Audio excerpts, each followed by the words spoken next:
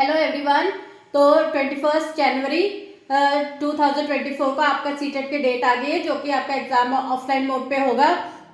तो आप बुक्स कौन सी परचेज करें, मैं जल्दी जल्दी आपको बता देती हूँ आप लोग प्रिपरेशन कैसे करें। तो आपको पता है कि 90 मार्क्स 150 में से 90 मार्क्स वाला जो है वो क्वालिफाइड सीटेट क्वालिफाइड माना जाता है। तो ये आपका जो है जनरल कैटेगरी के लिए रहता है, और अगर आप अदर कैटेगरी से हैं तो आपका 82 मार्क्स रहता है। तो ये आपने कैसे करना है, तो उसकी प्रिपरेशन कैसे करनी है मैं आपको बता देती हूँ। तो आपका जो पेपर 1 है उसमें आपका आते हैं 5 सब्जेक्ट, जो कि लैंग्वेज 1, लैंग्वेज 2, सीडीपी और ईवीएस और मैथ्स। ठीक है, ये आता है आपका पेपर 1 में 1 to 5th क्लास का। तो आप लोगों को प्रिपरेशन कैसे करनी है, देखो लैंग्वेज 1 और 2 में आपके दो दो कॉम्प्रीहेंशन आते हैं। तो कॉम्प्रीहेंशन के लिए आपको बुक्स की वैसे आवश्यकता नहीं है।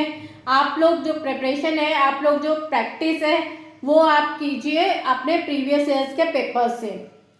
ठीक है, क्योंकि अभी टाइम कितना है आपके पास, एक दो महीने हैं।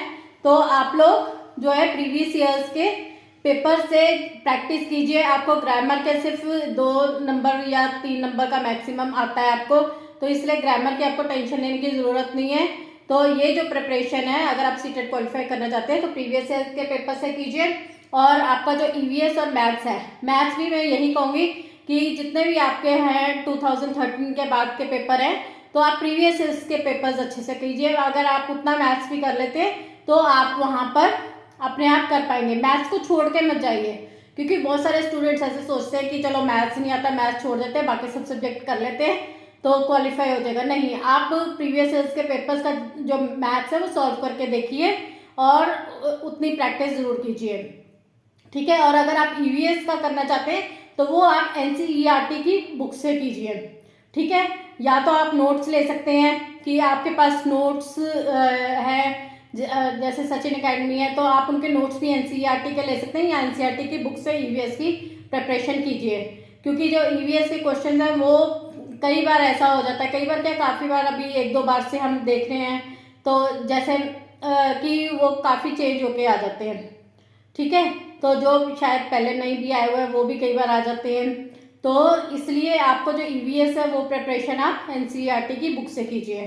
तो अब आते हैं हम पेपर 2 पे। पेपर 2 में भी लैंग्वेज 1 लैंग्वेज 2 है। ठीक है, तो लैंग्वेज 1 लैंग्वेज 2 मैंने आपको बताया कि कॉम्प्रीहेंशन आप प्रीवियस ईयर्स के पेपर से कीजिए, और उसके बाद सीडीपी है। तो सीडीपी की जो प्रिपरेशन है वो मैं आपको पहले बता दूँ, आप रट्टाफिकेशन से नहीं कर सकते। आप सोचिए कि आप उसको याद कर लें कि क्वेश्चन, नहीं, क्योंकि हर बार आपको क्वेश्चन, आप प्रीवियस ईयर्स के जितने पेपर्स चेक कर लो आपको क्वेश्चन जो है अलग फॉर्म में आया होगा।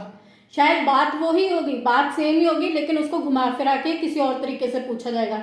इसलिए सीडीपी के लिए आपकी अंडरस्टैंडिंग होनी बहुत ज़रूरी है। आप हर क्वेश्चन को समझ के कीजिए। तो आप सीडीपी के लिए क्या है, आप काफ़ी सारे चैनल्स भी हैं, और मैंने इंपॉर्टेंट टॉपिक्स भी सीडीपी की एक वीडियो बनाई थी, तो आप वो वीडियो भी देख सकते हैं। तो उसमें भी आपको जो सीडीपी के इंपॉर्टेंट टॉपिक्स पता चल जाएंगे, तो वो टॉपिक्स आप अच्छे से करके जाइए। तो वो एनफ है, लेकिन आप समझ के करके जाइए। और प्रीवियस ईयर्स के अगेन मैं कह रही हूँ कि जरूर पेपर सॉल्व कीजिए और अंडरस्टैंडिंग से कीजिए। ठीक है, जितना आप समझ के करेंगे उतना आपका स्कोर जो है वो अच्छा जाएगा। और पेपर 2 में आपके पास एक चॉइस होती है एसएसटी, जो कि 60 मार्क्स का आता है, और दूसरा होता है मैथ साइंस। ठीक है, वो आपका जो भी है वो आप है, और ये भी आप एनसीईआरटी का, मतलब आपकी एनसीईआरटी कवर होनी चाहिए। क्योंकि आप इधर उधर की बुक्स इकट्ठी करते रहेंगे, आप ज़्यादा बुक्स कलेक्ट मत कीजिए कि अगर आप सोचे इधर से ही पढ़ लें उधर से ही पढ़ लें, ऐसा मत कीजिए। जितना एनसीईआरटी में और प्रीवियस ईयर्स के क्वेश्चन पेपर में उतना अच्छे से करके जाइए, तो आई थिंक आपके लिए वो इनफ रहेगा। तो ये आपकी बात होगी। और इसके अलावा जो भी आपका होता है पेपर्स, जो जितने भी पेपर्स हैं उनमें आपकी जो 50-50 मार्क्स की जो है पेडागोजी आती है। ठीक है, पेडागोजी जो है आप वो कहाँ से की है, वो भी वो सीडीपी की तरह ही है कि वो आपको अंडरस्टैंडिंग से करनी है। ठीक है, तो उसको आप जो है समझ के, और वो भी प्रीवियस ईयर्स के पेपर से ही आप अच्छे से जो है अंडरस्टैंडिंग से कीजिए, तो पेडागोजी आपको अच्छे से समझ आ जाएगी। क्योंकि जो पेडागोजी है वो आपको जो है, या फिर आप कोई भी बुक ले सकते हैं उसमें से आप खाली पेडागोजी अच्छे से अंडरस्टैंडिंग से कर सकते हैं। आप उसको एक समझ के कीजिए कि वो क्या बात कहना चाह रहे हैं, क्योंकि क्वेश्चन आपको कभी भी स्ट्रेट नहीं आएगा, आपको घुमा फिरा के कैसे भी आ सकता है। तो इसलिए आपका समझ के करना जरूर अहम।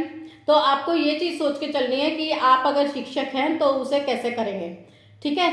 तो पेडागोजी में ये है, तो इसलिए आपको ये चीज़ समझकर अंडरस्टैंडिंग से करनी है। आपको समझ होनी चाहिए कि ऐसे सिचुएशन है तो आप कैसे उसको हैंडल कर सकते हैं, ठीक है। तो ये बात होगी पेडागोजी की। तो अगर आप इस तरह से अंडरस्टैंडिंग से एग्जाम पैटर्न समझ के करेंगे तो आई एम वेरी श्योर कि आपका सीटेट जो है क्वालिफाई हो जाएगा। और बाकी जिन लोगों ने चैनल को सब्सक्राइब नहीं किया, सब्सक्राइब कर दीजिए, बेल आइकन को जरूर क्लिक कीजिए, ताकि जो भी नोटिफिकेशन और अपडेट्स आपको साथ के साथ मिलते रहे और बाकी भी इंफॉर्मेशन मैं आपको देती रहूँगी, उसके लिए आप मेरे साथ जुड़े रहें। Thank you.